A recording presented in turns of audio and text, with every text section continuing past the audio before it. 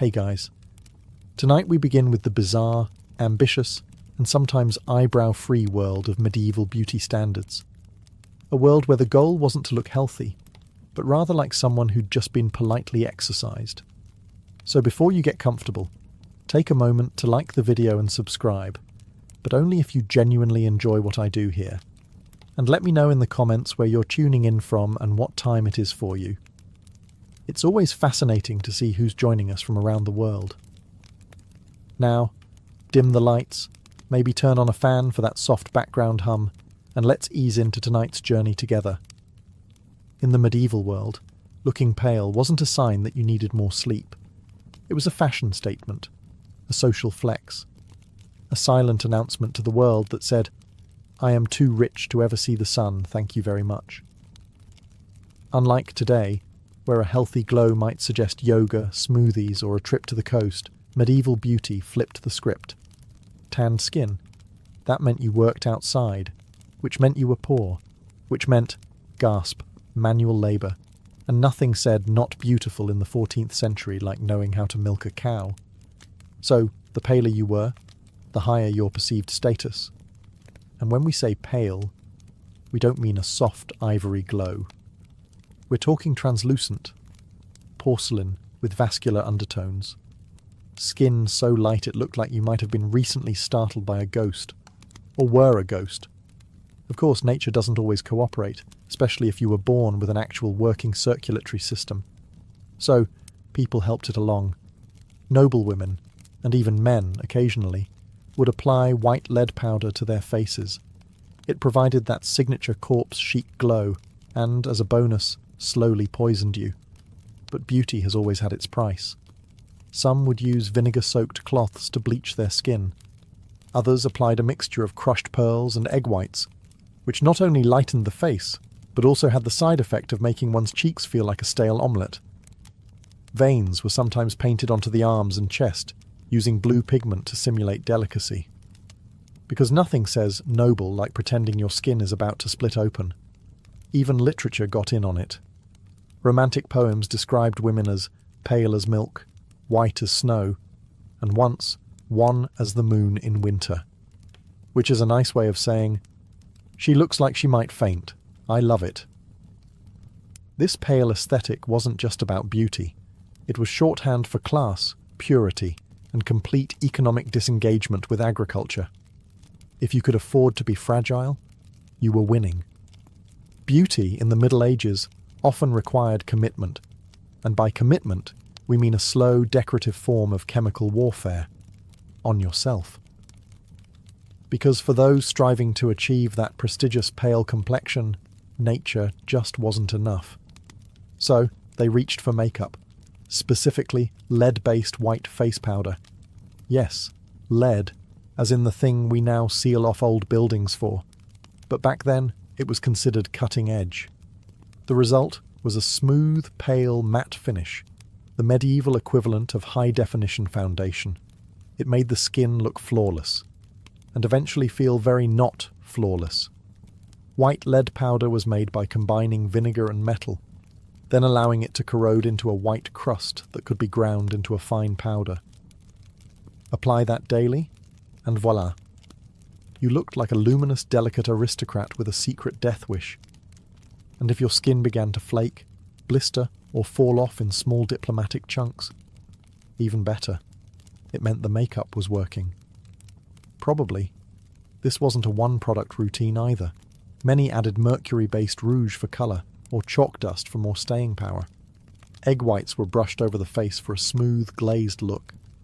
Basically, if it came from a barn or an alchemist's shelf, someone had rubbed it on their face in the name of elegance. The downside, other than the obvious slow poisoning, lead-based products caused everything from chronic fatigue and skin ulcers to hair loss and premature death, which is not listed on most modern skincare labels. But the fashion endured. Because if the choice was between dying slowly and being mistaken for a peasant, nobility often chose the scenic route to the grave. Men weren't always immune either. Some male courtiers also used powders or skin treatments, especially in the later medieval and early Renaissance courts, where image mattered almost as much as lineage. or at least as much as smelling less terrible than your rival. Of all the medieval beauty trends, the obsession with high foreheads may be the most eyebrow-raising. Literally, because people were removing their eyebrows for it. A tall, smooth, uninterrupted forehead wasn't just fashionable. It was considered elegant, intelligent, and divine. It was the architectural marvel of the medieval face. The ideal forehead said, "I spend my days reading psalms and looking pensively out of castle windows." Not, "I own a shovel." To achieve this noble look, women went to extreme, and frankly itchy, measures. Eyebrows were plucked out completely, and sometimes even scalp hair was removed, inch by inch, to push the hairline further back. This wasn't a trim. This was a full-on forehead expansion project. Medieval grooming manuals advised women to use tweezers, hot cloths, and depilatory creams made from things like cat dung, quicklime, or vinegar-soaked leeches, all in the name of showcasing a forehead that could double as a sundial. The results were striking. Portraits from the time show women with serene expressions and foreheads so vast you could host a joust on them. Combined with pale skin and soft facial features, this high-domed aesthetic became shorthand for refined beauty. It wasn't all about the face either. Fashion supported this look. Tight-fitting hoods, wimples, and hennins, those famous cone-shaped hats, all helped pull the hairline up, or at least hide the part where your eyebrows used to live. And this wasn't just some isolated castle trend. From England to France to Italy, noble women leaned into the high forehead style, while artists and poets reinforced it by praising women whose faces began somewhere near the crown of the head. Of course, not everyone could afford the time or tools to pluck themselves into perfection. So, in a moment of medieval ingenuity, some women faked it by drawing their new forehead slightly higher and covering the rest with headbands or veils. That's right. The Middle Ages had their own version of contouring. It just involved a lot more fabric. In medieval Europe, eyebrows weren't just underappreciated. They were actively eliminated. Modern trends may celebrate bold brows, feathered arches, and TikTok tutorials, but in the 14th and 15th centuries, eyebrows were seen as unnecessary facial clutter. To achieve the ideal look, women plucked their eyebrows into near non-existence, or erased them entirely. Why? Because a bare, smooth forehead was considered elegant and refined, and any sign of actual hair growth interrupted the aesthetic. Eyebrows were basically seen as stubborn weeds on the garden of the face. Some went even further and shaved the brow area completely, ensuring that not a single strand interfered with their alabaster, high-domed glory. It's the sort of commitment that would make modern beauty influencers blink twice, mostly because there were no brow pencils to draw them back in. To remove the brows, medieval women used tweezers, wax, pumice stones, or, for the especially brave, mixtures containing quicklime, vinegar, or arsenic. Yes, arsenic. Because nothing says dedication to your look like risking mild facial melting. This was more than just a passing fad. Art from the period, from illuminated manuscripts to oil portraits, confirms the trend. Noble women are frequently depicted with smooth foreheads and expressionless eyes, framed by nothing but skin. The result is either serene or slightly alien, depends on the lighting. Interestingly, the no-brow trend wasn't entirely uniform. In some parts of Europe, thin or lightly arched brows persisted, especially as influences from the Middle East and Byzantine Empire filtered through trade and war. But by and large, the message was clear. If people can see your eyebrows, you're doing it wrong. And this wasn't just for women. Men, especially those close to court life, occasionally trimmed or groomed their brows as part of a larger aesthetic of refinement. Though full removal was rare among males, unless they'd lost them in a particularly heated theological debate. What this all tells us is that medieval beauty ideals weren't about looking natural. They were about looking curated, symbolic, and just a bit angelic. Angels, after all, rarely have brows in art. Coincidence? Possibly. But it worked for them.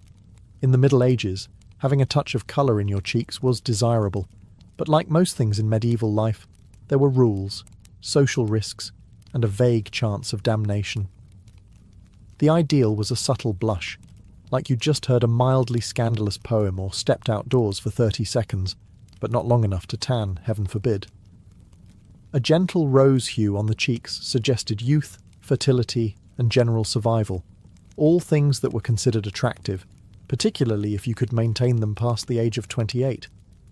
But you couldn't look like you were trying. Applying rouge was considered vain, and vanity was suspiciously close to sin. The church was not amused by women smearing colour on their faces, unless, of course, they were nobility, or doing it humbly, which is a theological grey area scholars are still trying to define. Still, women improvised. Common blush ingredients included beetroot juice, crushed strawberries, mulberries, or even cochineal, a deep red pigment made from crushed insects. Yes, bugs, because beauty has never been kind. Some rubbed their cheeks to get that natural flush, while others used mixtures of red ochre or wine sediment, dabbed carefully to avoid detection by both clergy and judgmental neighbours. For the wealthy, rouge could be made from red lead or cinnabar, both of which were incredibly toxic. But the logic went something like, I may die young, but I'll die pink-cheeked and socially respected. Rouge was typically applied with cloth, fingers, or whatever tool was available that hadn't just been used to season a stew. Mirror access was limited, so many women relied on instinct, muscle memory, or the occasional honest maid. Of course, if your blush was too visible, you might be accused of imitating prostitutes, or worse, French courtiers. The horror. The goal was always modest enhancement, not theatrical statement. And if someone complimented your glow, you were expected to deny everything and mutter something about the wind. Even nuns occasionally wore a touch of rouge, discreetly, and supposedly only on feast days. Because nothing says, I serve the Lord, like a tasteful dab of beetroot behind the cloister. In medieval Europe, if your hair didn't look like it had been kissed by holy light or stolen from a Botticelli angel, you were already starting from behind. Blonde hair, in particular, was the medieval gold standard. It was associated with youth, beauty, virtue, and in case you needed divine backup. The Virgin Mary was frequently painted as a blonde, even though she was, geographically speaking, almost certainly not. But realism was less important than radiance. If you were born blonde, congratulations. You were considered blessed and probably got out of a few chores. But natural blondness didn't last, especially in adulthood.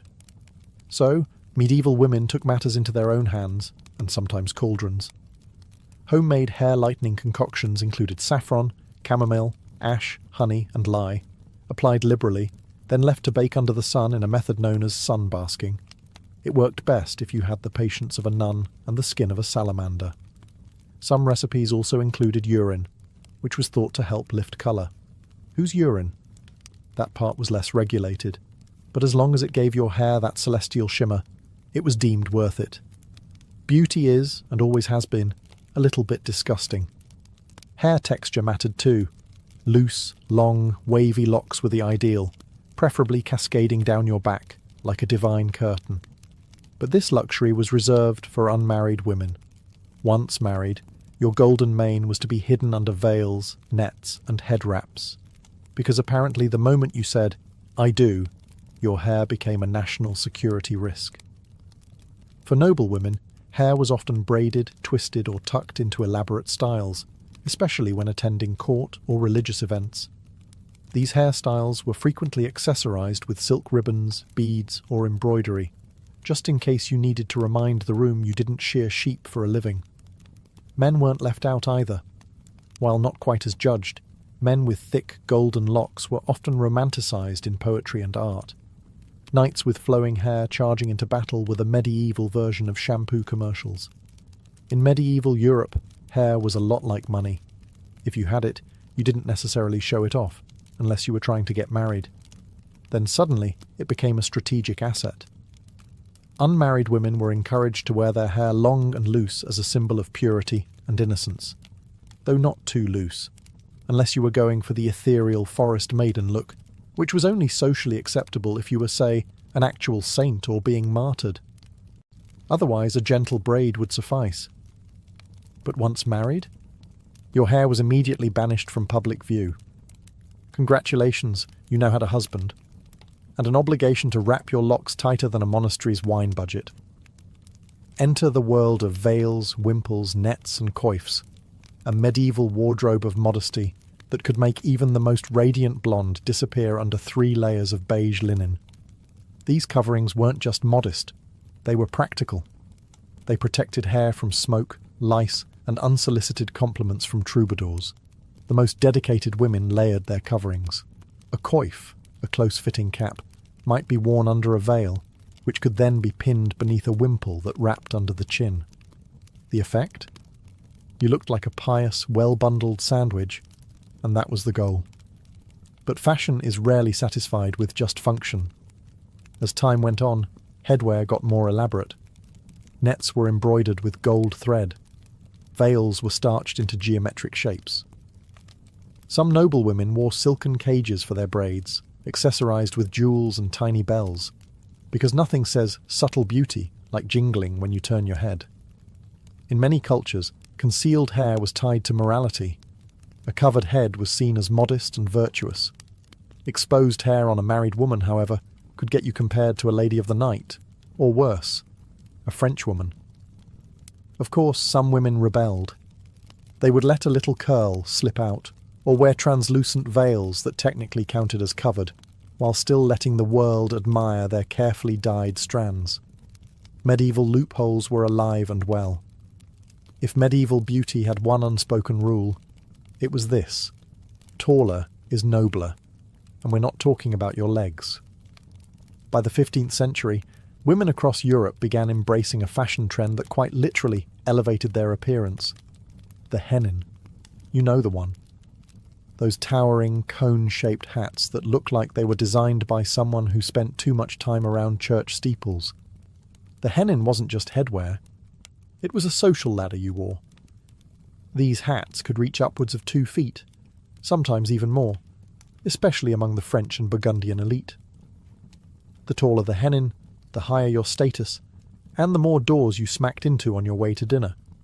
Often made from fine silk, velvet, or brocade, hennins were structured with wire frames, giving them that dangerously aerodynamic shape.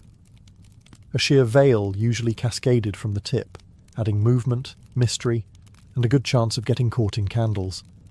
Now, getting your hair to fit under one of these things was an art in itself. Hair was braided and stuffed up into the cone, or sometimes completely shaved around the forehead real estate again, to help the hennin sit properly. Comfort was not part of the design brief, but hennins weren't the only vertical obsession. Some women wore heart-shaped escoffions, which looked like 2 croissants glued to either side of the head, or butterfly hennins, where veils were spread out like wings. Great for drama, not so much for rain. Outside of nobility, most women stuck with veils, linen caps, or circlets. Simpler, less dangerous, and less likely to be mistaken for a siege weapon. Clergy and conservative thinkers, as expected, were less than enthused. They warned that such ostentation invited vanity, sin, and possibly neck strain. Still, hennins remained popular among those who could afford them, much like most terrible but fashionable ideas throughout history. And while men didn't wear towering cones, they had their own style statements. Think feathered caps, fur-trimmed hoods, and pointy shoes that could double as fencing equipment. In medieval times, a woman's ideal body wasn't meant to be athletic, curvy or toned. No, the goal was to appear delicate, demure, and possibly recovering from a fainting spell. The ideal figure was slim, soft, and slightly ethereal, like someone who lived on honey water, courtly poems, and perhaps one fig a week. Beauty manuals didn't advise women to build strength or endurance. The only lifting expected of you was lifting your veil in a flirtatious gesture before swiftly looking away and maybe swooning.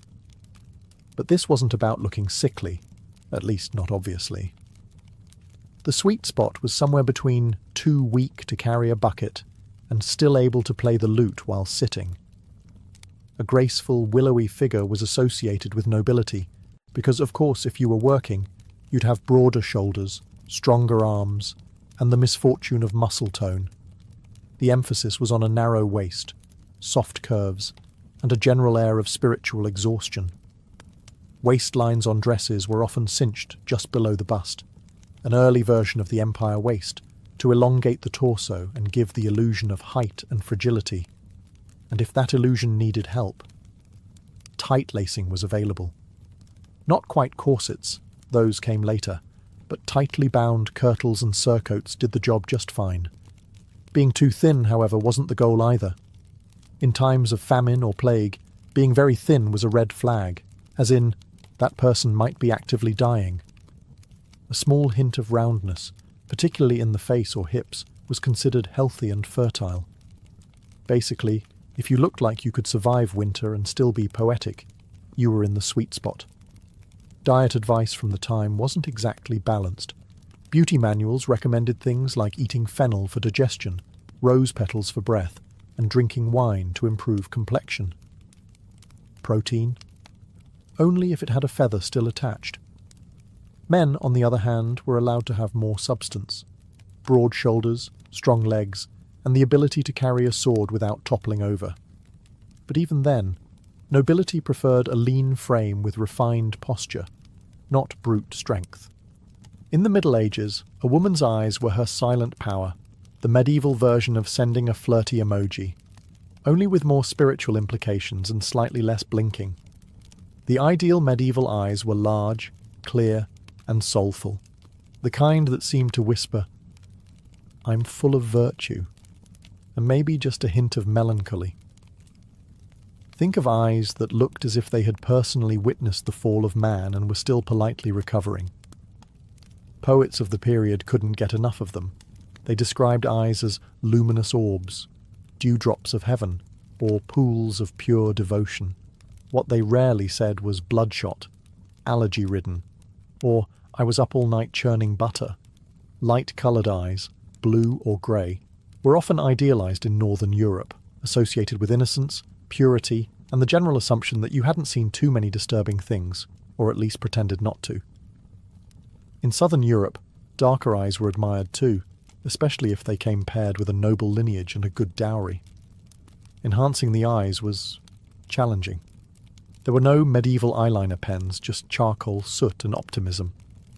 Some women dabbed a little black powder around the lashes to make the eyes look bigger, risking irritation, blurry vision, or starting the world's first accidental smoky eye. But most women relied on nature and strategic lighting. Want to look more wide-eyed? Stand near a candle? Want to look virtuous? Look downward at all times, even if you trip over the cat. Interestingly, slightly teary eyes were admired. It suggested emotional sensitivity, piety, and perhaps that you'd just finished praying or reading something uplifting, like a 300-line poem about chastity. Artificial tears weren't available, but staring directly into smoke or enduring mild public humiliation usually did the trick. As for eye contact, it was a delicate dance. Too much could be seen as bold, flirtatious, or suspiciously French. Too little, and you risked seeming shifty or possessed. The trick was to occasionally glance up from beneath lowered lids, like someone who'd memorized the Bible but wasn't about to brag. Let's talk about something rarely mentioned in medieval love poetry: breath. Specifically, what it smelled like. While a knight might wax lyrical about his lady's rosebud lips or pearl-like teeth, he usually skipped over what happened when those lips opened. That's because medieval dental hygiene was, at best, an aspirational concept, and minty freshness wasn't invented yet. Unless you count standing near a herb garden and hoping for the best. Still, fresh breath was technically considered desirable.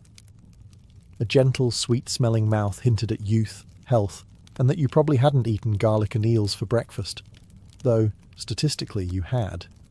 Medieval women did what they could. They chewed parsley, fennel seeds, cloves, cinnamon sticks, and occasionally twigs, not just for the taste, but to keep the mouth tolerable. Think of it as the pre-mint version of gum. It didn't sparkle your teeth, but it made you slightly more kissable, or at least less terrifying in close conversation. For those with access to apothecaries, there were also herbal pastes and mouth rinses made from sage, vinegar, and myrrh. These were applied sparingly, both because they were expensive and because opening your mouth too wide in public was considered a bit much. Toothbrushing, as we know it, wasn't standard. Instead, people wiped their teeth with cloth, rubbed them with chalk or crushed herbs, or used chew sticks, small fibrous twigs that could scrub and double as something to fidget with while your suitor recited bad poetry.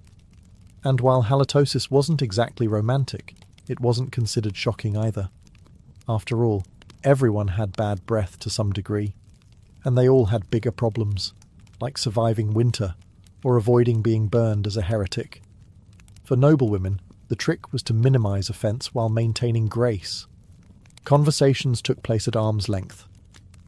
Public affection was limited, and when in doubt, fan yourself and look contemplative.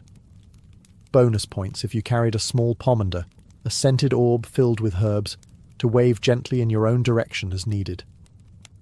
In modern times, a great smile can launch 1,000 dating apps.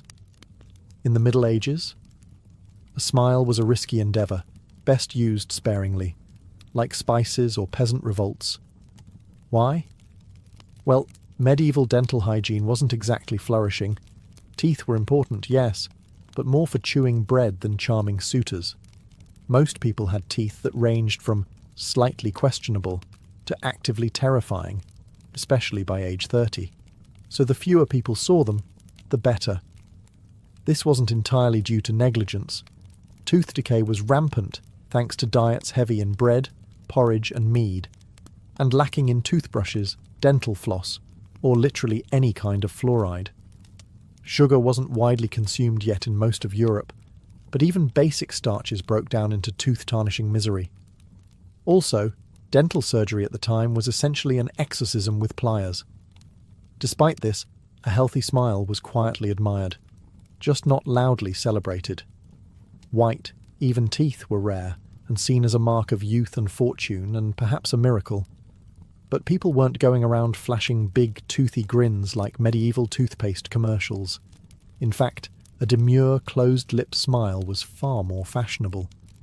Think I might be contemplating a sonnet rather than I'm thrilled to be here. Some women even used powders made of sage, salt or ground-up coral to try and clean or whiten their teeth. These methods were mildly effective and mostly abrasive. Imagine brushing with sand and hoping for the best. But overall, teeth were tolerated, not flaunted.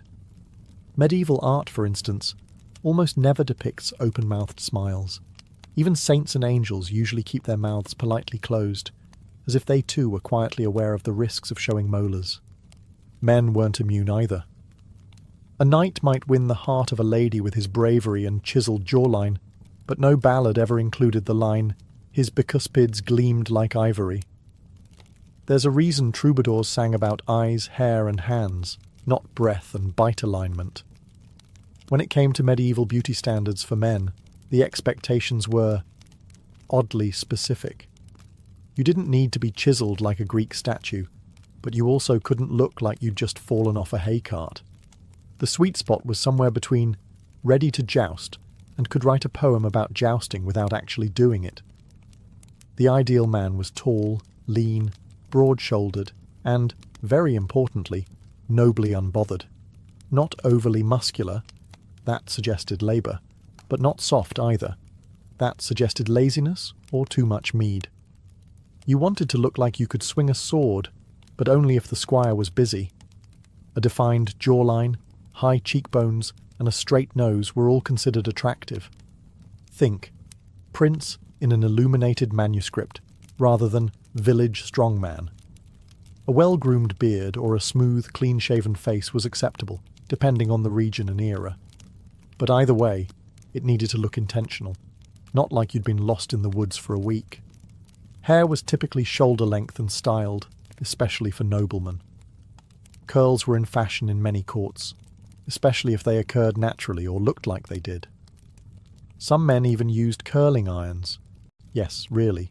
small heated rods, or herbal rinses to enhance texture and shine. Because nothing says I'm above manual labour, like sitting for 45 minutes while your page boy styles your fringe. Clothing played a huge role in enhancing the male silhouette. Padded shoulders, cinched waists, and fitted tunics helped create the ideal body shape, with extra emphasis on posture. A nobleman did not slouch. He glided, often with a hint of disdain. And if a man did happen to be naturally muscular, that was fine, as long as he wasn't caught actually working with those muscles. Fighting in wars was acceptable, hauling barrels was not. Above all, the look was effortless. You weren't supposed to try to be attractive. You were simply born noble, and that alone made you appealing. A kind of medieval version of hot without trying, except instead of a gym membership, you inherited land and a falcon. In an era where bathing was technically optional and plumbing was mostly a dream with a Latin name, scent management became an art form. And not the glamorous, walk through a cloud of Chanel No. 5 kind of art, more the mask it and pray variety. To be fair, people did bathe, just not as often as we'd hope, especially depending on the century, location, and plague frequency. So to keep from offending nostrils, human and divine, medieval men and women turned to the olfactory power of herbs, oils, and perfume pouches.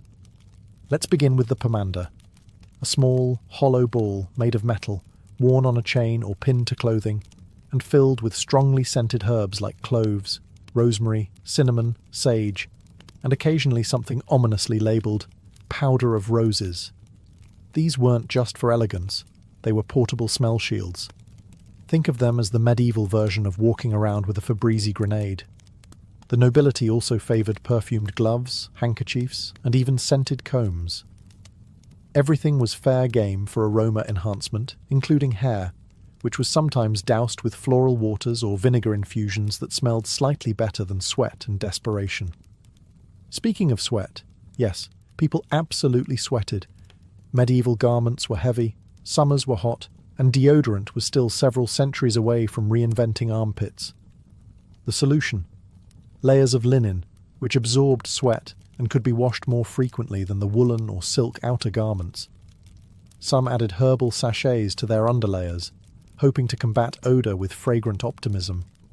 Bathhouses were a thing, especially during the early medieval and late medieval periods, but access varied wildly. The church eventually frowned upon communal nudity, which really put a damper on hygiene enthusiasm. So, many turned to dry bathing, which is exactly as unrefreshing as it sounds. Wiping yourself with a cloth, then spritzing on scented water and pretending that counted. And then there were the overachievers, people who kept flower petals in their shoes or stuffed herbs in their bed linens to smell vaguely like someone who had recently seen a garden. In medieval Europe, beauty wasn't just skin deep, it was morally loaded. A well-composed face could be a divine blessing, a social weapon, or a trap set by the devil himself.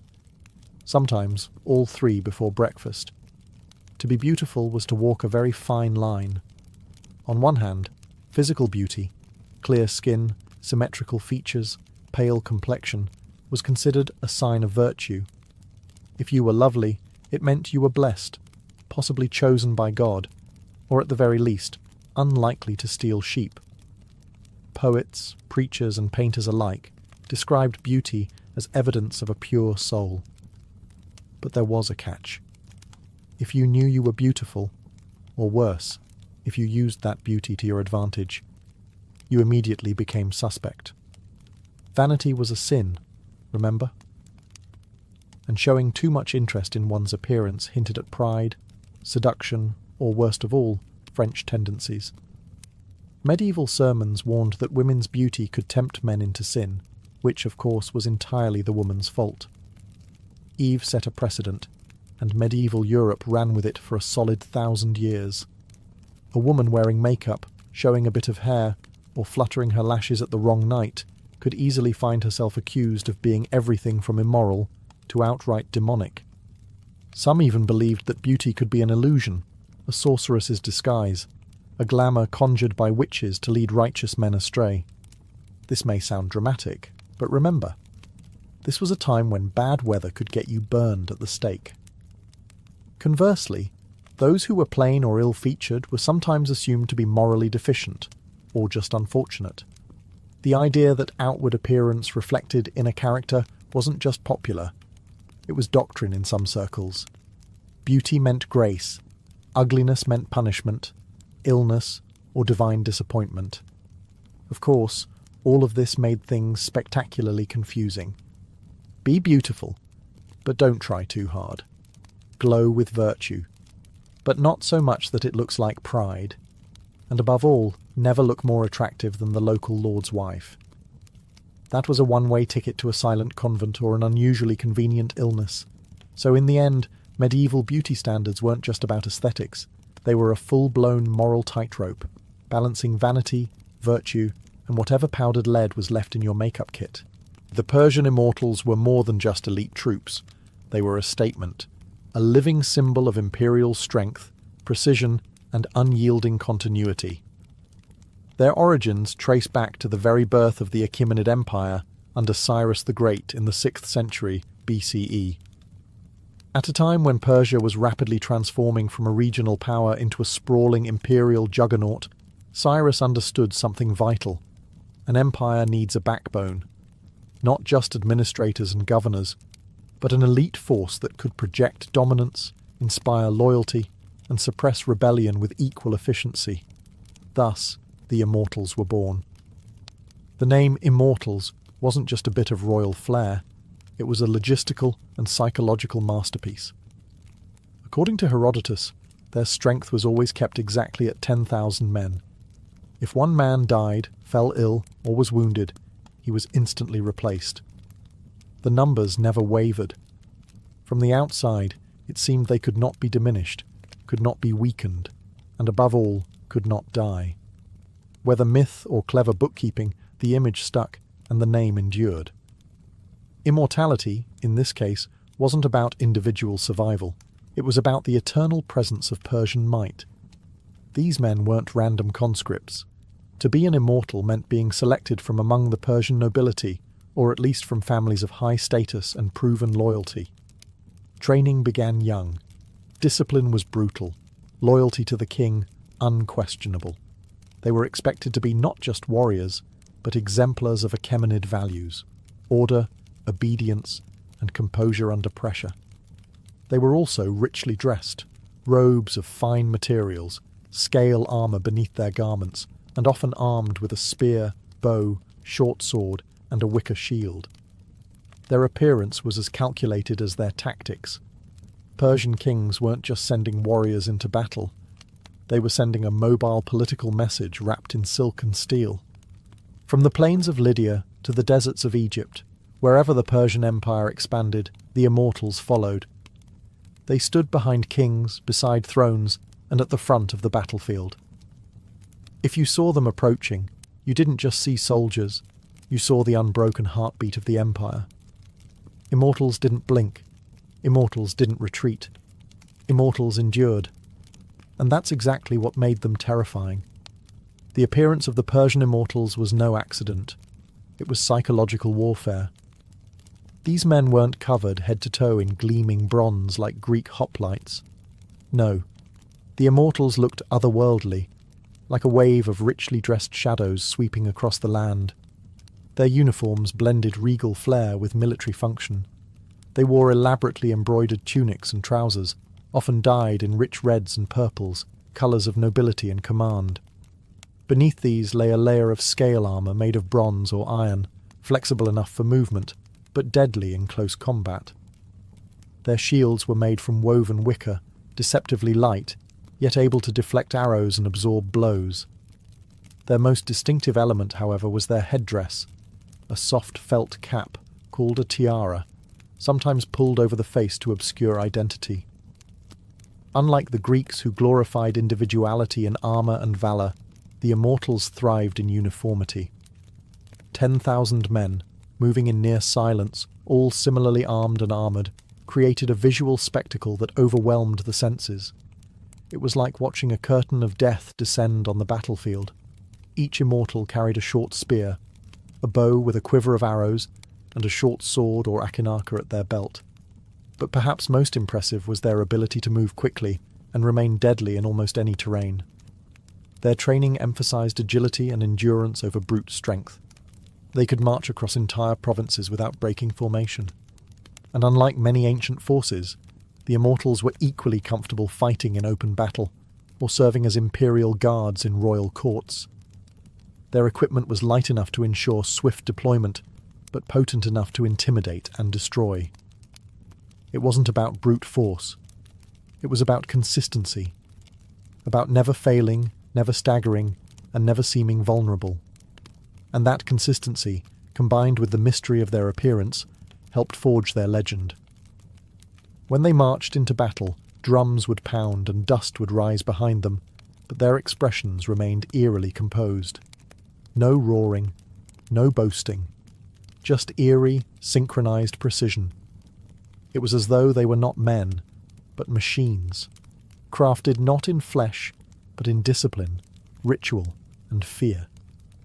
To face the Immortals wasn't simply to face death. It was to face a concept, that some armies didn't just fight. They endured, without pause or pity. To be an immortal was not just a job, it was a lifelong identity, a status symbol, and in some ways, a sentence. While they were revered and richly rewarded, the expectations were immense. These men lived under constant scrutiny. Their food, clothing, and housing were all provided by the state, but not out of kindness. It was to ensure absolute control. From the moment they entered the ranks, they belonged not to their families, but to the empire. Most immortals came from Persian, Median, or Elamite nobility, but lower-ranking sons of loyal families could rise into the ranks if they showed exceptional discipline. Training began in childhood, often within military academies attached to the royal court. Boys learned archery on horseback, how to endure pain and hunger, how to march in step, and most importantly, how to obey without hesitation. There was no room for glory-seeking or personal ambition. An immortal who stood out too much was corrected.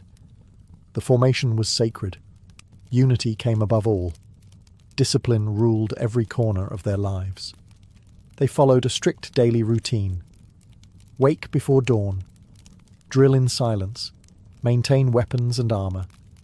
Meals were eaten communally, always modest, always nutritionally calculated for endurance.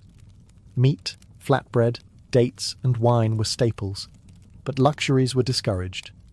The empire needed warriors, not pampered aristocrats. When not on campaign, the Immortals served as guards for the king and his court. But even then, their duties were more than ceremonial. They stood watch for assassination attempts, monitored nobles for disloyalty, and maintained order in the most volatile places of the empire. Their mere presence could silence dissent in a royal hall.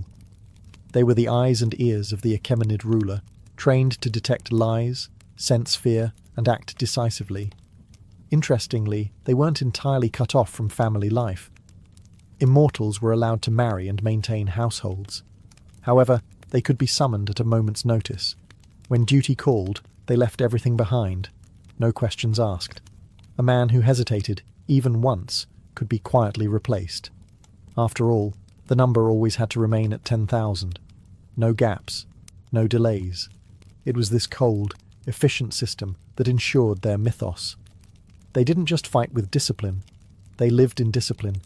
They were tools of empire, honed, polished, and sharpened until nothing remained but duty. If Cyrus the Great created the Immortals, it was Darius the Great who perfected them. When Darius rose to power in 522 BCE, amid palace intrigue and assassination, the Immortals were the tool he used to legitimize and stabilize his reign. They were no longer just a personal guard. They were an extension of royal authority, woven directly into the fabric of his expanding imperial bureaucracy.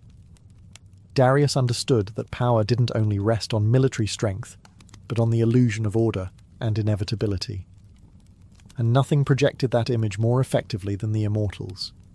He paraded them at festivals, had them stationed prominently around his new capital of Persepolis, and sent them on high-profile missions.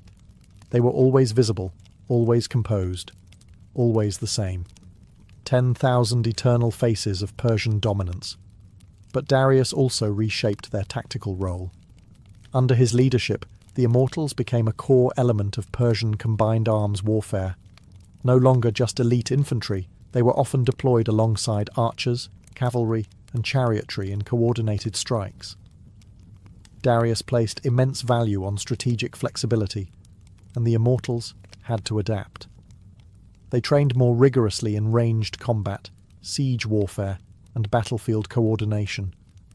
Reports from later Greek observers describe how they moved with terrifying efficiency, firing arrows in volleys while slowly advancing behind their wicker shields, never breaking formation. They also became heavily involved in suppressing rebellions. Darius's empire stretched from Egypt to the Indus Valley, and revolts were frequent. The Immortals were often the first wave of retaliation. In Elam, Babylon, and Scythia, they acted as both punishment and message. The empire is watching, and the king's will is inexhaustible. It was under Darius that they earned a darker reputation. Not just elite warriors, but instruments of fear and retribution. Even their iconography was elevated. Carvings at Persepolis show them in perfect lines, stylized and identical, facing eternity in stone. These weren't mere portraits, they were propaganda. Darius wanted every subject and visitor to know, these men are always here, always armed, and they do not die. Step out of line, and you'll meet one, or 10,000. Through Darius, the Immortals became more than a military unit. They were institutionalized fear, woven into the royal image, deployed with surgical precision, and wrapped in gold-threaded silence. The Persian Immortals reached the height of their legend during the reign of Xerxes the Great, and nowhere was their reputation more fiercely tested than at the narrow mountain pass of Thermopylae in 480 BCE. This battle, now mythologized through centuries of art and cinema, wasn't just a clash of armies. It was a symbolic collision between two radically different worldviews: Persian imperial order versus Greek city-state defiance. And at the center of the storm stood the Immortals. When Xerxes invaded Greece with what ancient sources claim was the largest army the world had ever seen, he brought the Immortals as his personal vanguard. They didn't just guard him. They were a scalpel in the heart of chaos. Their reputation alone preceded them. The Greeks had heard of the 10,000 who never died, the elite troops who served kings like gods and fought with flawless precision. At Thermopylae, they met resistance that rattled their mythos. King Leonidas and his few thousand Greeks, most famously 300 Spartans, held the narrow pass against wave after wave of Persian attacks. On the second day of battle, Xerxes ordered the Immortals to break the Greek line. It was meant to be a crushing blow. After all, these were the elite of the elite. But what followed was not the instant rout Xerxes expected. The Immortals, skilled as they were constrained by the tight geography of the pass. Their bows were nearly useless in such confined space, and their shorter spears couldn't reach past the long dory of the Greek hoplites.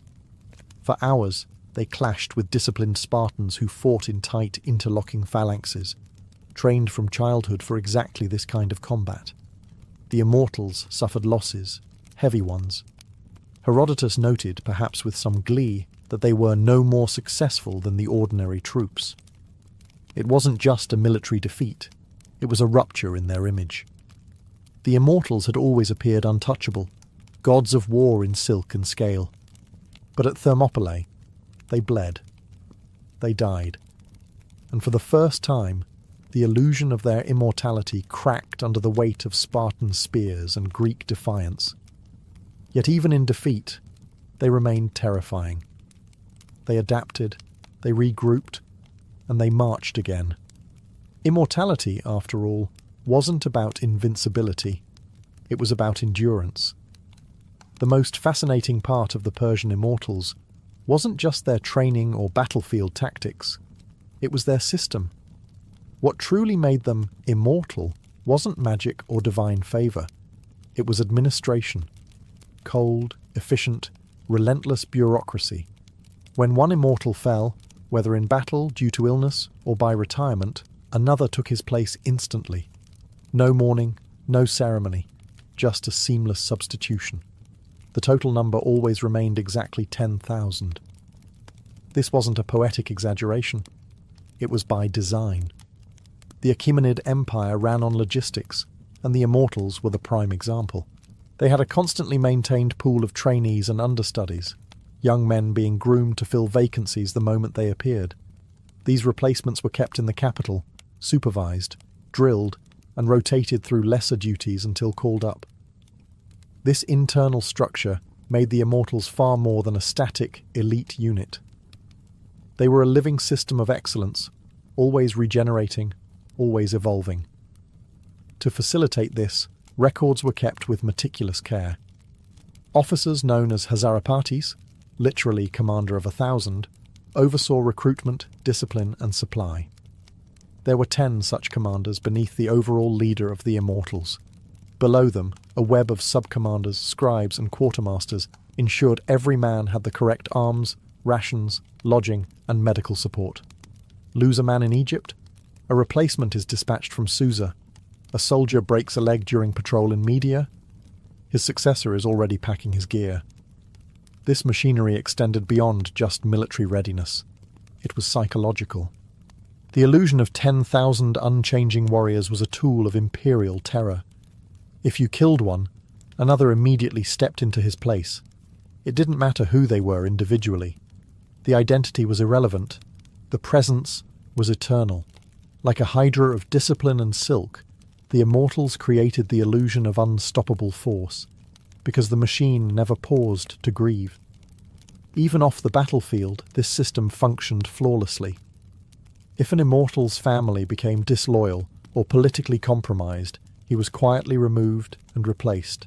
No scandal, no drama. The line moved forward as if nothing had changed.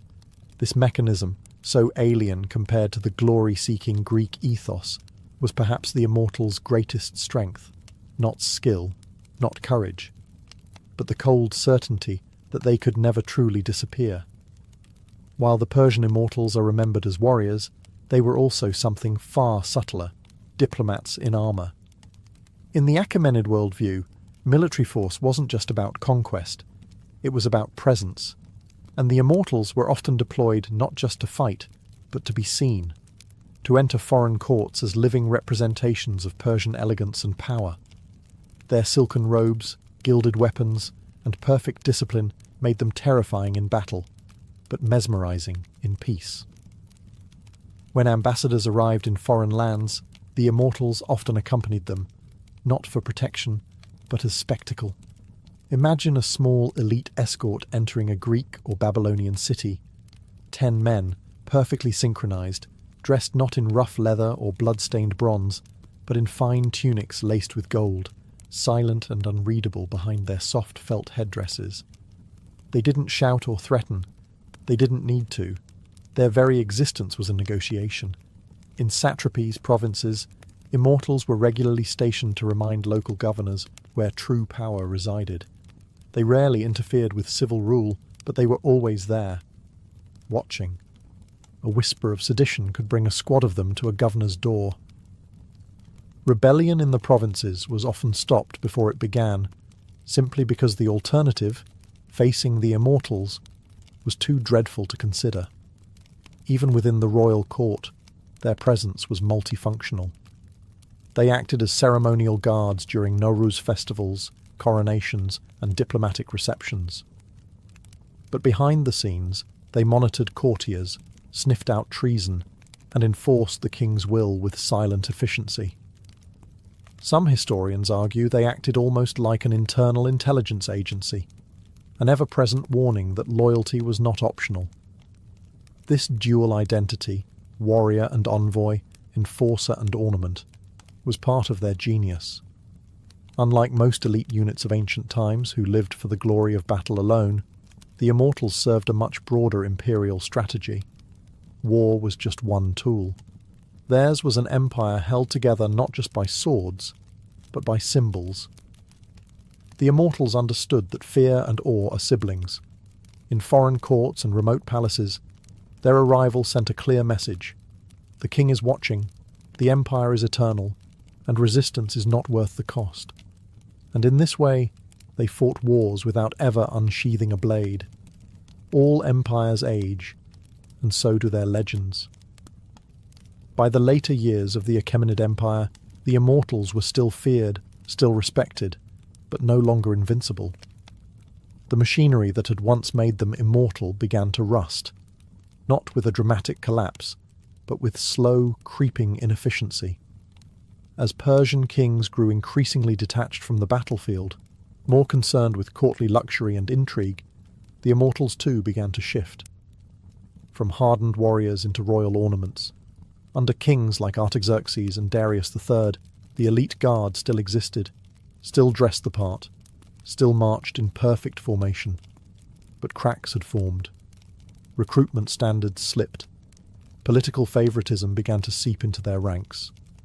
Where once only the most disciplined and loyal men were selected, now nobles pulled strings to place unworthy sons into the sacred 10,000.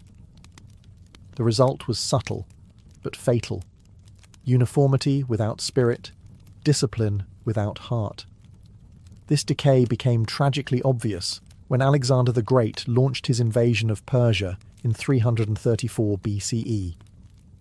At the Battle of Gaugamela in 331 BCE, the immortals were deployed alongside the Persian centre to defend Darius III, and although they fought with courage, they could not hold against the tactical brilliance and ruthless momentum of Alexander's Macedonian phalanx. They were outflanked, outmanoeuvred, and overwhelmed. Worse yet, the myth didn't survive the battle. For centuries, the name Immortals had inspired awe. But Gaugamela proved they were no longer what they had been under Cyrus the Great or Xerxes I. The machinery of instant replacement faltered. The backup system that once made their losses invisible simply wasn't in place anymore. The unit never recovered. When Alexander marched into Persepolis and took the royal palace, he walked into a shell of an empire. The immortals weren't there to defend it. The unbroken line had finally been broken. But their story didn't end with defeat. Elements of the immortals lived on. Alexander co-opted Persian traditions into his army. Later, in the Sasanian Empire, a new elite force would rise, sometimes even called immortals again by historians. Though not direct descendants, they echoed the original myth. 10,000 strong, elite, fearsome, eternal. Even in their fall, the immortals left a blueprint. They had shown the world how to build not just an army, but a legend. The Persian immortals may have vanished from the battlefield, but their influence never disappeared. Long after the fall of the Achaemenid Empire, the idea of an unbreakable elite fighting force remained lodged in the imagination of generals, kings, and storytellers alike. Their legend endured not because they won every battle, but because they represented something larger, the perfection of state-controlled power, an army that didn't age, didn't question, and didn't falter. When the Greeks described them, it was with a mix of awe and suspicion. Herodotus called them immortals, not because they could not be killed, but because they could not be seen to die. Their replacements were immediate, their presence eternal. To the Greeks, this was eerie, almost unnatural. They were used to war as a chaotic, personal affair. The immortals were something else, precise, faceless, disciplined to the edge of humanity. In Roman times, scholars still referenced the immortals when speaking of ancient power. Even Byzantine historians noted the structure of the Persian elite guard as something to be admired. And in the early Islamic period, Arab historians recounted tales of the 10,000 who had once guarded kings of old, their spears glinting like a forest of silver under the desert sun. The concept would be revived again in the Sasanian Empire, where an elite cavalry corps, sometimes referred to by historians as the New Immortals, served as the empire's armoured fist. Though not directly descended from the Achaemenid unit, they carried the same mission, embodying imperial invincibility. Even Napoleon Bonaparte, centuries later, studied Persian military organisation and praised their structure. Culturally, the immortals seeped into myth. Modern media often misrepresents them, turning them into monsters, demons, or masked assassins. But the truth was far more compelling. They were human, terrifyingly human. Ordinary men turned into instruments of empire through relentless training, psychological control, and a deeply embedded system of continuity. They didn't need magic to become legendary, just consistency and silence. Their greatest weapon wasn't their sword. It was the idea that they were always coming, an eternal shadow on the horizon. And so the immortals live on, in stone carvings, in battle doctrines, and in the whispered fears of those who know that power, when well organised and endlessly replaced, can become something very close to immortality. Before there were legends of Greek Amazons, there were the Scythians, nomadic warriors of the Eurasian steppe, feared and respected from the Black Sea to the Altai Mountains. Unlike most ancient societies, Scythian women didn't stay behind the tents weaving cloth or raising children. They rode horses, wielded bows, and went to war. And they didn't just accompany men into battle. They led and fought with lethal skill. These were not exceptions. This was the culture. Greek historians like Herodotus were stunned when they encountered these women. He described entire tribes where women refused to marry unless they had first killed an enemy in combat. His words, originally intended as exotic curiosities, have since found archaeological proof. Burial mounds, called kurgans, scattered across Ukraine, Kazakhstan, and southern Russia, have yielded astonishing finds. The skeletons of young women buried with bows, arrows, swords, and even battle-inflicted injuries. One such discovery revealed a woman with an arrowhead lodged in her spine, her body armoured, her grave richly furnished. These weren't ceremonial weapons. They had been used, and so had she.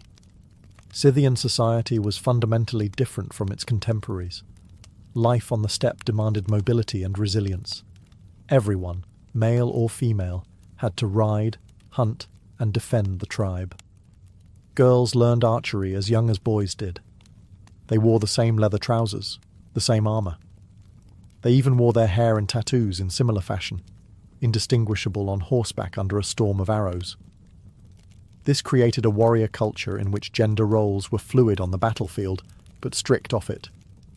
A Scythian woman could be deadly at full gallop, and then return home to fulfill ritual and maternal duties.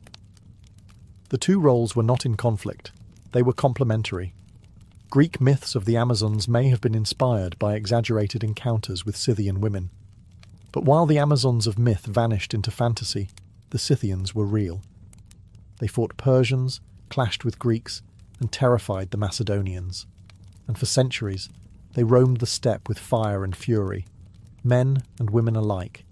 In the small West African kingdom of Dahomey, modern-day Benin, an army of women once struck fear into European colonizers, rival kingdoms, and anyone foolish enough to underestimate them.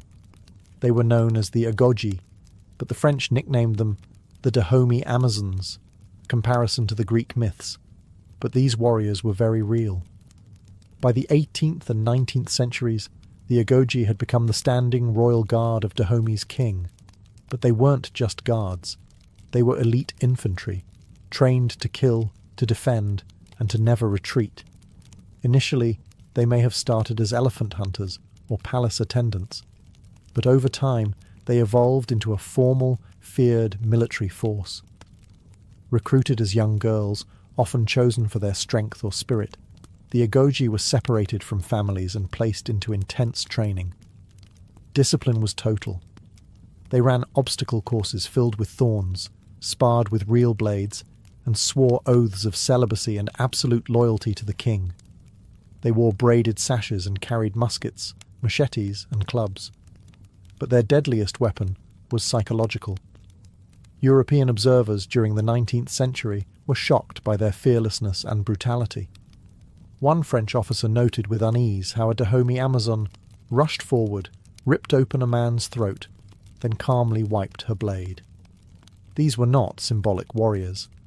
They were frontline shock troops used in raids, battles, and ambushes. During the Franco-Dahomean Wars in the 1890s, The Agoji went toe-to-toe with French colonial troops.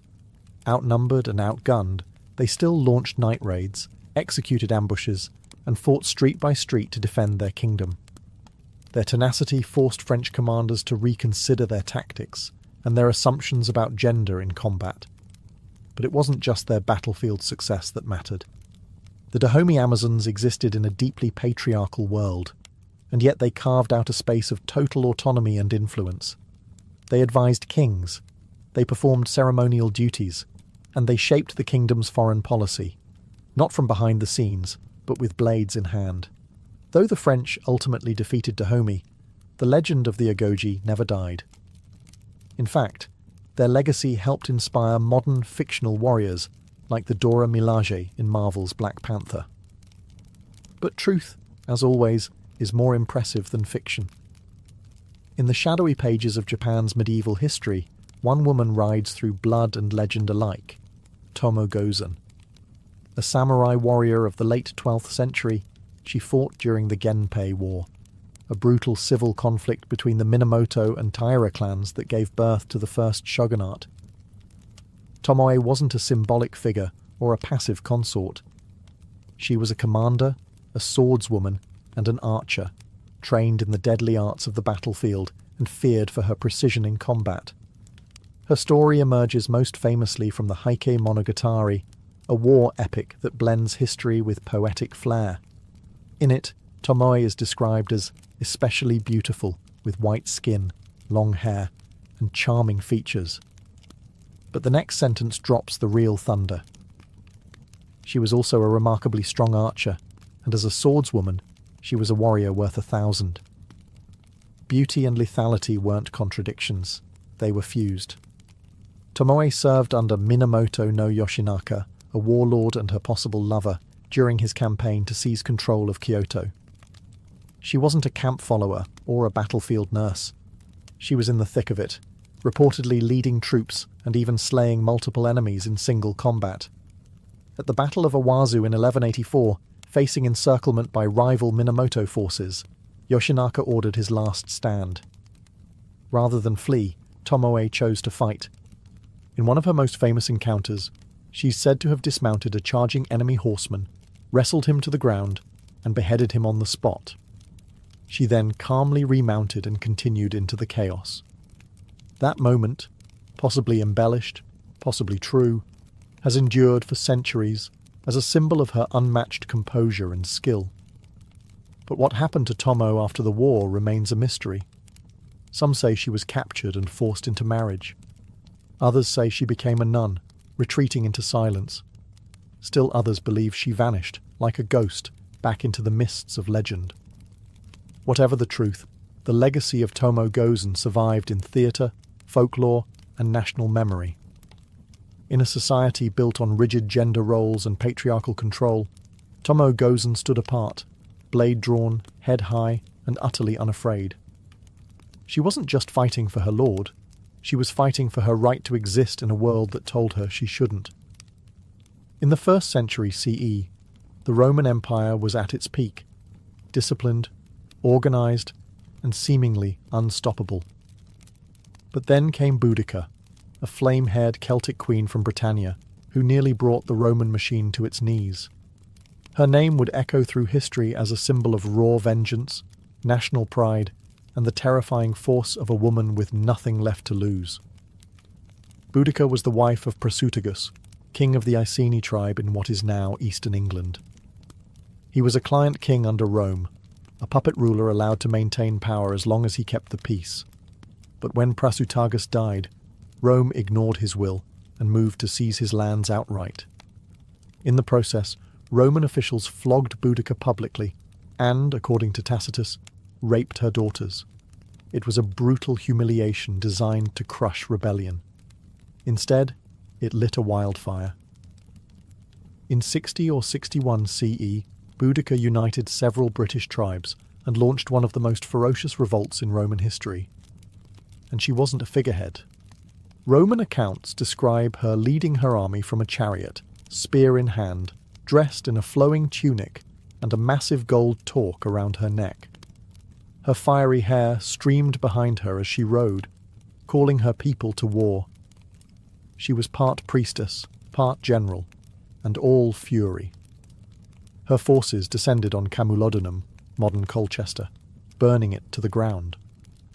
Next came Londinium, the seed of modern London, where she slaughtered Roman colonists and razed the city. Historians estimate over 70,000 Romans and sympathizers were killed in just a few months. Her army left a trail of ash and shattered arrogance behind them. But the Romans, under Governor Gaius Suetonius Paulinus, regrouped. Despite being vastly outnumbered, they lured Boudicca into a pitched battle where Roman discipline and formation tactics proved decisive. The rebellion was crushed. Boudicca, facing defeat, is said to have taken poison rather than be captured. Though her uprising failed, Boudicca's legacy only grew. Roman historians painted her as a barbarian, and yet one whose courage and leadership were impossible to ignore. For the British, especially in later centuries, she became a symbol of resistance against tyranny, both foreign and domestic. In the war-ravaged steppes of Central Asia, during the golden age of Mongol expansion, there emerged a woman who terrified warriors and embarrassed princes, not with a sword, but with sheer physical dominance. Her name was Kutulun, and she was the great-great-granddaughter of none other than Genghis Khan. But she didn't just ride in his shadow, she carved out a legend of her own, one headlock at a time. Born around 1260 CE, Kutulun was the daughter of Kaidu Khan, a powerful cousin of Kublai Khan and a rival claimant to leadership in the Mongol Empire. Kutulun was raised like a warrior prince, trained in archery, horse riding, and battlefield tactics. But she stood out most for her talent in wrestling, a deeply respected and highly competitive sport among the Mongols. According to the Persian historian Rashid al-Din, Kutulun vowed she would only marry a man who could beat her in a wrestling match. Many tried, all failed. Dozens of suitors walked away defeated and humiliated, some even wagering horses, gold, or herds on their chances. It's said she amassed 10,000 horses from her victories, turning her into not just a champion, but one of the wealthiest women on the steppe. But Kutulun wasn't just tossing men onto the dirt for fun. She fought alongside her father in real battles, commanding troops and breaking enemy lines. During campaigns against both rival Mongol factions and Chinese forces, Kutulun was Kaidu's most trusted military advisor. He even considered naming her as his successor, an unprecedented move in a culture dominated by male warlords. This, unsurprisingly, sparked backlash. Some Mongol nobles whispered that her influence was unnatural, her power too threatening. In the end, Kaidu didn't make her his heir, choosing a male relative instead, but her reputation endured. Even Marco Polo, who travelled through the Mongol Empire, wrote of a Mongol princess who fought like a tiger and could ride and shoot as well as any man. Later, histories tried to romanticize or minimize her, turning her into a love-struck figure or reducing her story to legend. But make no mistake, Kutulun was real, and her strength was legendary. She proved that in the heart of the most male-dominated empire on earth, a woman could still rise, not because she was allowed to, but because no one could stop her. In a time when women couldn't vote, own land freely, or even wear men's clothing without risking arrest, one French teenager not only wore armour, she led armies. Joan of Arc, born in 1412 in a tiny village called Domremy, was an illiterate peasant girl. But by the age of 17, she would command troops, confront kings, and bend the course of the 100 Years' War between France and England. Her rise wasn't born from military training or noble lineage. Joan claimed divine inspiration. She said she heard voices, those of saints like Michael, Catherine, and Margaret, who told her that she had been chosen to drive the English from France and crown Charles the Dauphin as king. It was a wild claim, one that should have gotten her dismissed as mad. Instead, it got her an audience with the future King Charles VII. The court tested her. Clergy grilled her for weeks, but somehow she passed. They saw something in her, conviction, charisma, something unexplainable. And so, clad in white armour, her banner flying high, Joan was sent to Orléans, a besieged city that symbolized the war's turning point. French commanders were skeptical, but Joan's mere presence revitalized their spirit. She didn't just stand on the sidelines. She led charges, braved arrows, and rallied troops under fire. Against all odds, the French lifted the siege. The victory electrified the nation. Joan became known as the Maid of Orléans, a symbol of divine favour and patriotic resistance. After a string of victories, she escorted Charles to Reims, where he was crowned king, just as the voices had foretold. But power, fame, and miracles come with enemies. In 1430, she was captured by Burgundian allies of the English. Tried by a pro-English ecclesiastical court, Joan was accused of heresy, witchcraft, and notably, wearing male clothing, a crime punishable by death. She was just 19 when they burned her alive in Rouen marketplace, but her death only magnified her legend. Years later, the Church reversed her conviction. Centuries later, she was canonized as a saint. By the time Nakano Takeko took up her naginata, a bladed polearm favoured by samurai women, Japan was changing fast. It was the late 1860s, and the samurai class was being dismantled as the country modernized. But in one final stand for the old ways, this young woman would write herself into history as the last true Onabu geisha, female warrior of the samurai tradition. Nakano was born in 1847 into a respected family of scholars and warriors. From a young age, she studied Confucian classics, calligraphy, and most importantly, martial arts. Her favoured weapon, the naginata, was more than just practical. It was symbolic. Traditionally used by women of the samurai class, it allowed for extended reach and graceful, fluid combat. Under the guidance of her adoptive father and martial arts master, she trained until her skill rivaled that of the best men in her domain. By her 20s, Nakano had become both an educator and a warrior, teaching other women the ways of the sword.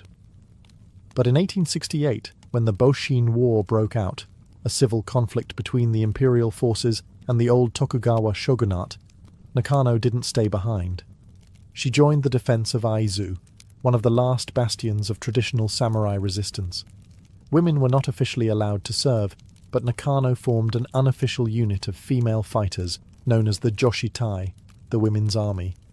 Clad in hakama pants and traditional armour, these women fought fiercely alongside the men, protecting their families, their city, and their way of life.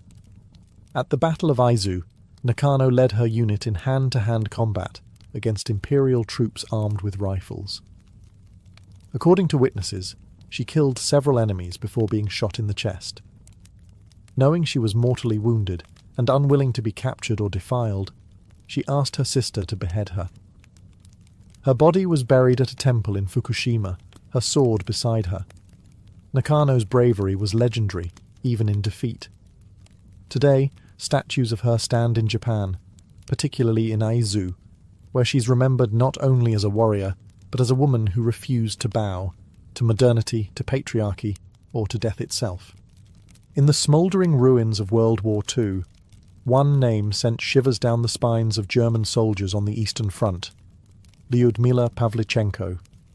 Nicknamed Lady Death by her enemies, she wasn't a myth, a morale booster, or a propaganda figure. She was the real thing. A Soviet sniper who tallied 309 confirmed kills, including 36 enemy snipers, she was the most lethal female sniper in recorded history. Born in 1916 in what is now Ukraine, Pavlichenko was competitive from a young age. She was fiercely patriotic and a natural marksman. When Nazi Germany invaded the Soviet Union in 1941, she was just 24 years old and studying history at university.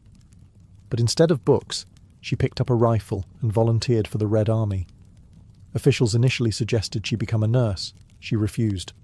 She wanted a combat role, and she got one. Deployed to the front lines during the siege of Odessa and later the siege of Sevastopol, Pavlichenko earned her reputation the hard way. She spent long hours motionless, camouflaged in freezing terrain, waiting for the perfect shot. Her targets weren't just foot soldiers. She hunted officers, machine gunners, and rival snipers. She operated with nerves of steel, patience bordering on supernatural, and an absolute hatred for the invaders. Her kill count climbed so high, she was pulled from the front and sent on a diplomatic tour of the United States, Canada, and the UK. There, she met President Franklin D. Roosevelt and formed a friendship with Eleanor Roosevelt, who admired her composure and intellect. Pavlichenko gave speeches, urging the Allies to open a second front in Europe and mocking reporters who asked her sexist questions about makeup and skirt length. After the war, she didn't retreat into obscurity. She earned her degree, became a historian, and trained future generations of Soviet snipers. Though she suffered from war-related trauma and injuries, her legacy endured. She received the Hero of the Soviet Union medal and remains a national hero in both Russia and Ukraine. In a world that often doubts the place of women in war, Lyudmila Pavlichenko didn't argue. She didn't protest. She simply did the job, better than almost anyone who ever lived. For every famous name, Boudica, Tomoy Gozin, Lyudmila Pavlichenko, there are countless others whose stories have slipped through the cracks of mainstream history. History, after all, was largely written by men, and when women picked up swords, rifles, or spears, they were often omitted, downplayed, or turned into myth. But make no mistake, warrior women have been there all along, across continents, across centuries, and their silence was not voluntary. Consider the Trung sisters of Vietnam, Trung Trac and Trung Nhi, who led a rebellion against Chinese occupation in the 1st century CE. They rode elephants into battle, rallied thousands of followers, and ruled an independent state for 3 years before being crushed by superior Chinese forces. Their resistance is still commemorated today, with temples and festivals in their honour, even though global history books rarely mention them, or the Ya Asantewaa of the Ashanti Empire in West Africa, who, in 1900, led a rebellion against British colonial forces. As Queen Mother, she rallied her people when the British demanded the sacred Golden Stool, the symbol of Ashanti sovereignty. She delivered fiery speeches and led her troops in battle, showing that leadership and defiance knew no gender. There were Viking shield maidens, likely not as common as legend suggests, but very much present. Archaeological finds confirm that women were buried with weapons, armour, and even war horses, not as ceremonial tokens, but as warriors. There were Apache women fighters in the American Southwest, like Lozan, a spiritual warrior who rode and fought beside her brother, the famous leader Victorio. In every era, in every region, warrior women fought, not always to conquer, but to protect, to defend their families, their cultures, their homes. Some led armies, others fought as lone figures in resistance movements. Some were queens, some were peasants. But all shattered the lie that war belonged to men alone. Today, their legacy is being reclaimed. From scholarly research to pop culture representations, the stories of these women are finally resurfacing, and each rediscovered name is a reminder. History is not just what was written, it's also what was erased. These women didn't ask to be remembered, they asked to be respected, and slowly, the world is beginning to listen. In the heart of ancient Mesopotamia, modern-day Iraq, music wasn't just entertainment. It was ritual, power, and language. And no instrument embodied this more than the lyre. Among the world's earliest stringed instruments, the Mesopotamian lyre dates back over 4,500 years, emerging from the Sumerian city of Ur, where music was woven into both temple ceremony and royal court life. The lyres of Ur weren't simple harps carved from wood. They were intricate, beautifully crafted objects, often adorned with gold, silver, lapis lazuli, and detailed animal motifs. One of the most famous examples is the bull-headed lyre, discovered in a royal tomb in the 1920s by Sir Leonard Woolley. Its soundbox was shaped like a bull's body, and the instrument's head was covered in gold leaf, its beard made of lapis. But this wasn't just for show. The bull was a symbol of strength, and its presence on a lyre may have been spiritual, not decorative. Played with the fingers or a small plectrum, the lyre produced a resonant, haunting tone. Though we can't hear ancient melodies exactly as they were, scholars believe the Sumerians used a heptatonic scale, 7 notes, much like modern Western music. Clay tablets inscribed with early musical notation provide tantalizing clues, showing that music theory and scale construction existed even then. These lyres weren't confined to palace halls. In temples, music accompanied offerings and prayers to the gods. Hymns were sung with lyre accompaniment in honor of deities like Inanna and Enlil, turning music into a sacred bridge between human and divine. In funerary rites, lyres mourned the dead, helping guide souls into the afterlife. They weren't just instruments, they were voices of transition and transformation. Mesopotamian musicians held a respected role in society. Some were female priestesses, others were court performers. They memorized complex songs passed down orally, often learning from a young age within structured schools for scribes and musicians. Today, replicas of these ancient lyres are played in museums and reconstructions, their soft, twanging echoes reminding us that long before Mozart, before medieval minstrels, or even Homer's sung epics, humans were plucking strings in the desert, chasing beauty in sound. While the lyre sang gently to the gods, the aulos screamed, wept, and danced through the hearts of the ancient Greeks. This reed-blown, double-piped wind instrument was no gentle flute. It was wild, emotional, and unrelenting. To the Greeks, music wasn't just entertainment, it was ethos, a force that shaped the soul. And the aulos embodied its most primal edge. Unlike the lyre, which symbolized harmony and order, favored by Apollo, the aulos was associated with Dionysus, god of wine, ecstasy, and madness. It was often played during rituals, dramatic performances, and military marches, giving it a range of emotional and functional uses. It consisted of 2 pipes, usually made of wood, bone, or ivory, each with its own reed and fingering holes. The musician, or aulet, played both pipes simultaneously, producing a dense, penetrating sound, closer to a bagpipe than a modern flute. This required incredible breath control. Musicians often used a technique called circular breathing, inhaling through the nose while pushing air out through the cheeks, allowing them to play continuously. The effort warped their faces and puffed their cheeks, so much so that athletes sometimes mocked aulet players for their awkward appearance. Yet despite the jokes, aulet players were respected, even revered, in certain circles. The aulos was not for calm background music. It stirred the blood. In ancient Greek theatre, it accompanied tragedies and comedies, adding mood and momentum to performances by Sophocles and Euripides. In battle, it kept hoplites marching in step, its blaring voice slicing through the chaos. And during Bacchic rituals, it pushed dancers into trance-like states, dissolving the line between performer and possessed. Plato had a complicated relationship with the aulos. In his Republic, he famously dismissed it as too emotionally overwhelming, preferring instruments like the lyre and kithara for their intellectual clarity. Yet even he couldn't deny its power. The aulos could simulate sorrow, mimic fury, or stir euphoria, sometimes all in the same breath.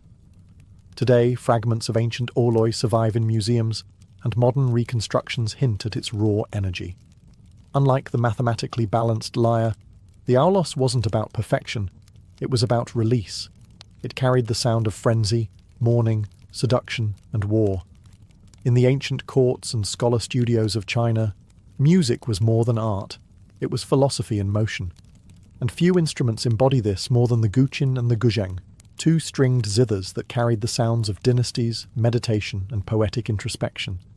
They may look similar at a glance, but each served a distinct role in shaping China's musical identity. The guqin is the elder of the 2, an instrument with over 3,000 years of history. With 7 strings and a long, fretless wooden body, it produced quiet, subtle tones. To the untrained ear, the guqin sounds almost whisper-like. Gentle slides, harmonics, and plucked notes that echo like raindrops on old tile. but to Chinese scholars and sages, these sounds reflected the balance between heaven and earth. Confucius himself was said to play the guqin, believing it cultivated moral character and inner harmony.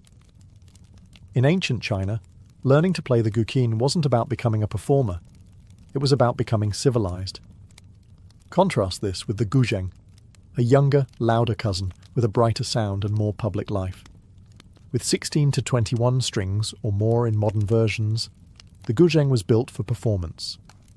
Its curved wooden frame and movable bridges allow for rich melodies and dramatic glissandos. Musicians pluck the strings with plectra attached to their fingers, creating cascades of notes that shimmer like flowing water. It was favoured in palaces, folk music, and even military camps. Where the guqin whispered to the soul, the guzheng sang to the crowd. Both instruments had roles in ritual and storytelling. The guqin often accompanied poetry readings, philosophical lectures, and meditation. The guzheng was used in banquets, operas, and to recount historical epics. Its music could mimic galloping horses, flowing rivers, or weeping lovers, all through vibrating silk strings and masterful fingerwork. These instruments also represented gendered spaces in ancient China.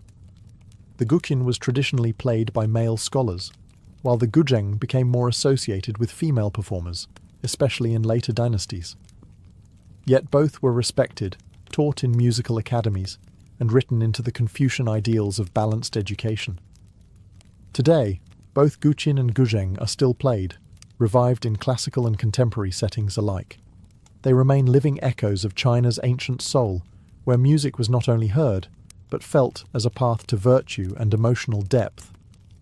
In ancient Egypt, music wasn't background noise, it was a sacred tool, a form of divine communication that echoed through temples, tombs, and daily life. From pharaohs to peasants, music was everywhere. It soothed labourers, honoured the dead, guided religious rituals, and entertained the living. And the instruments that shaped this soundscape were as diverse as the Nile itself. One of the oldest and most iconic Egyptian instruments was the harp. Early harps, curved like bows, evolved into larger angular harps that stood as tall as a man. These instruments were plucked with the fingers, often by temple musicians or court entertainers. Harps weren't just for art, they were associated with the afterlife. Tomb paintings often show harpists playing for the souls of the dead, easing their journey into eternity. Then came the sistrum, a sacred rattle associated with the goddess Hathor, protector of music, motherhood, and joy. Made of metal with loose crossbars, the sistrum produced a jangling sound when shaken. It wasn't subtle, but it was powerful, used in temples to summon gods, purify spaces, and drive out evil spirits. The shaking of a sistrum was believed to please deities and maintain cosmic order. Flutes, often made from reed or bone, added breathy melodies to processions and rituals. The double clarinet, with two pipes played simultaneously, created a rich, buzzing harmony, a predecessor of the aulos of Greece. Percussion came through frame drums, hand clappers, and even castanets, especially in dances and festivals. Professional musicians in Egypt held respected positions. Many were women, depicted in art as harpists and singers, often serving temples. These women were more than entertainers. They were chantresses of Amun, musicians of Isis, figures of spiritual power. Music could honour gods, accompany offerings, and mark the transition between life and death. Egyptian notation remains elusive. Unlike Mesopotamia or Greece, few musical records survive. But their instruments, depicted vividly in tombs and temples, tell us enough. Ancient Egyptians understood music as structure, emotion, and magic. Even in death, music was essential. Instruments were buried with the elite, their owners believing they'd play again in the field of reeds, the Egyptian paradise. To them, music wasn't a pastime, it was eternity's language. Long before written words etched history into stone, ancient African cultures used something far more primal and immediate: rhythm. Across the continent, drums weren't just instruments. They were voices. They spoke, commanded, remembered, and summoned. In Africa's ancient societies, music, especially percussion, was a living, breathing language that carried stories, laws, identities, and the pulse of the divine. Drums varied by region and purpose, but one of the most iconic was the talking drum, found in West Africa. Shaped like an hourglass and strung with leather cords, this drum could mimic the tonal language of the people. Skilled drummers could speak entire phrases by adjusting tension on the cords while striking it with a curved stick. Messages were sent across villages, announcing births, deaths, warnings, or royal summons, long before the invention of paper or the postal system. The drum became the continent's first wireless communication system. But drums weren't just practical, they were spiritual. In kingdoms like ancient Kush and Nok, drums summoned ancestors and deities. In Ife and Benin, they honoured kings and gods in elaborate court rituals. Drumming was central to initiation ceremonies, healing rituals, and funerals. It was said that to beat a sacred drum was to awaken forces beyond the veil. African drums came in countless forms: djembe, dundun, bugarabu, and kidi, each with specific roles in the musical hierarchy. They were carved from single logs, carefully hollowed and fitted with animal hide, each tuned to a specific pitch or tone. The craftsmanship was sacred, passed down from father to son, with rituals even during the making of the instrument. And percussion didn't stop at drums. Rattles, bells, shakers, and thumb pianos added layers of rhythm and melody, creating a complex, polyrhythmic soundscape that Western music wouldn't fully understand until centuries later. In African tradition, music was inseparable from movement. You didn't just listen, you danced, breathed, sweated with it. The drummer wasn't a performer. He was a conduit, channeling energy, spirit, and communal memory. These rhythms travelled through the trans-Saharan trade, through the Nile, and later through the Atlantic slave trade, shaping diasporic music from Brazil to the Caribbean. But their heart was always Africa, where the beat wasn't entertainment. It was identity, ancestry, and survival. High in the Andean mountains, where the air thins and the clouds brush the earth, music floated through the stone cities and terraced fields, not from string or drum, but from wind. Ancient Andean civilizations like the Nazca, Moche, and Inca developed a rich musical tradition centered around aerophones, flutes, whistles, and most famously, panpipes, or siku. The siku is a deceptively simple-looking instrument, multiple reeds or bamboo tubes of varying lengths, lashed together in a row or stacked in double rows. Each tube plays one note, and players alternate rapidly between rows to create melodies. The result is a haunting, breathy harmony that echoes across mountains like a conversation with the wind itself. Siku ensembles were often played in pairs, two players performing alternating notes in interlocking patterns, a technique called hocketing, which symbolized the Andean ideal of duality and balance in nature and society. Flutes made of bone, clay, or reed were also widespread, some so small they could hang from necklaces, others large enough to produce deep, resonant tones. Many were carved in the shapes of birds, snakes, or spirits, showing the spiritual link between sound and the natural world. These weren't just musical instruments, they were sacred tools. Music was used to call rain, bless harvests, honour the sun, or communicate with ancestors. One particularly fascinating find is the ceramic whistling vessels of the Moche civilization. When water was poured into them, internal chambers forced air through a whistle, producing eerie tones, literally musical pottery. These were likely used in rituals, combining water, air, and sound into a single ceremonial act. In Inca society, music accompanied every stage of life, from birth celebrations to funerals, from military parades to agricultural festivals. There was a melody for every moment. Inca musicians played for gods like Inti, the sun, and Pachamama, the earth, offering their breath as a form of spiritual devotion. Even soldiers marched with coordinated flute music, turning warfare into ritual choreography. Though Spanish colonization nearly erased many native traditions, the sound of Andean flutes never fully vanished. Today, their echoes can still be heard in Peruvian highlands and Bolivian villages, an ancient voice of stone, wind, and sky, still singing in the thin air. In ancient India, music was more than a performance. It was cosmic engineering. According to Hindu philosophy, the universe itself was created from sound, from the primordial vibration known as Om. From this belief grew one of the world's most intricate and enduring musical traditions, rooted in ritual, mathematics, and spiritual transformation. Early texts like the Vedas, dating back to at least 1500 BCE, already contain hymns known as Saman chants, which were meant to be sung, not just recited. These hymns formed part of sacred rituals, with specific melodies designed to align the soul with divine forces. The priestly caste, the Brahmins, were trained not only in philosophy and fire offerings, but in voice modulation and musical cadence. Precision was essential. Mispronouncing a note could, in theory, corrupt the ritual. The earliest instruments used in Vedic and post-Vedic India served both sonic and symbolic roles. The Veena, a plucked string instrument with a resonating gourd, became a symbol of learning and divine expression. It was, and still is, associated with the goddess Saraswati, the deity of wisdom and the arts. Its strings were said to echo the vibrations of the cosmos, allowing the player to connect with universal truths through melody. Wind instruments like the bansuri, bamboo flute, were not only tools of melody, but vehicles of myth. Lord Krishna, the god of love and divine play, was often depicted playing the flute, charming humans and animals alike.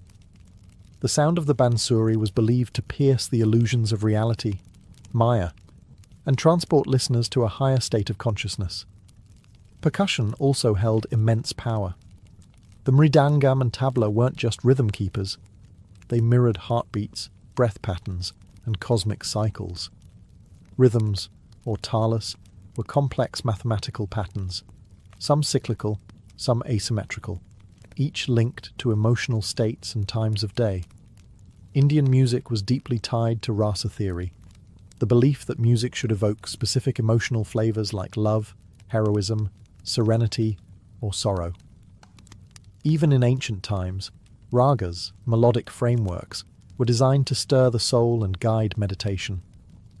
Unlike many ancient traditions lost to time, India's musical roots have not only survived, they've evolved, but at their core remains the same ancient belief, that to make music is to touch the divine.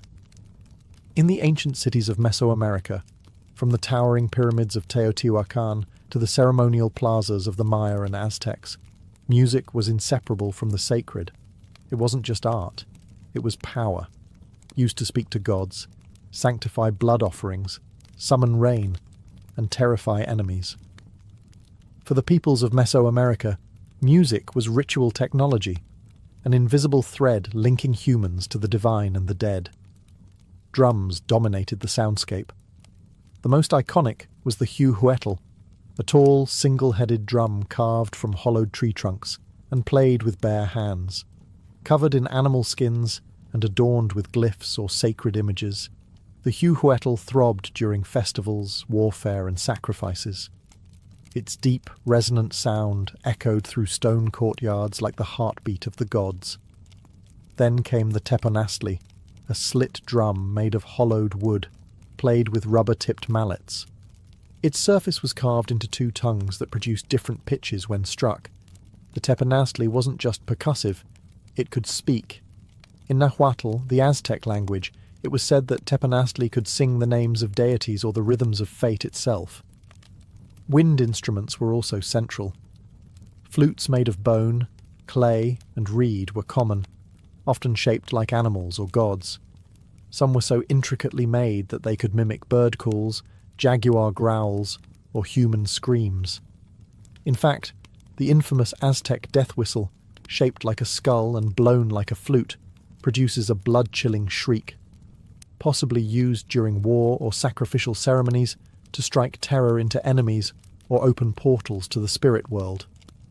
Music accompanied every major event: birth, coming-of-age rites, warfare, agricultural cycles, and death. Musicians and dancers trained in special schools, performing not just for crowds, but for the gods. Certain instruments were reserved for nobles or priests. Playing them incorrectly could be considered a spiritual offence. Even sacrifice, central to Aztec religion, was carried out to a musical score. Drums pounded, flutes wailed, and conch shells howled while hearts were offered to the sun. The music didn't soothe, it activated. It guided souls, fed gods, and kept the cosmic engine turning. In Mesoamerica, music wasn't a backdrop. It was the ceremony. It wasn't meant to entertain. It was meant to transform. Though the civilizations of antiquity have risen and fallen, their music has never truly died. It lingers, not always in sound, but in ritual, design, and cultural DNA. In many ways, ancient music was never meant to be preserved in sheet music or captured in recordings. It was passed through hands, mouths, and hearts, a living tradition encoded in memory and performance. Take the Chinese guqin or Indian veena. These aren't museum pieces. They're still played today, often using techniques that have been passed down for millennia. Performers don't just mimic ancient sounds, they embody them. Each note carries centuries of philosophy, culture, and meditation. In a single pluck, you can feel the same longing or joy that an emperor or sage once felt. In Africa, the drums still speak. The rhythms of the djembe, the call and response of griots, the syncopation of dance, all echo ancient practices that predate colonial maps or written history. Even in the Americas, the haunting breath of the Andean siku, or the thunder of powwow drums among indigenous tribes, reflects echoes of ancestral voices. Some instruments are direct descendants, others are inspired reinventions, but the roots are ancient. Even in modern Western music, ancient concepts survive. The 7-note heptatonic scale used in Mesopotamia laid a foundation for modern harmony. Greek music theory, modes, intervals, ethos, fed into early Christian chant and the eventual birth of classical music. And the instruments? The lyre became the lute, which birthed the guitar. The aulos' double reed design inspired the oboe and bassoon. But perhaps the most enduring legacy is the purpose of ancient music. It wasn't meant to sell tickets or top charts. It was ritual. It was healing. It marked birth and death, sowing and harvest, love and war. It meant something. Even today, music remains our universal language, able to stir emotion without words, to create community without walls. In a digital world overflowing with noise, ancient music reminds us that sound can be sacred, that rhythm can be memory, and melody a thread between worlds. Whether whispered from a guqin, shouted through a war drum, or piped from a clay flute, the songs of our ancestors still echo. We just have to listen.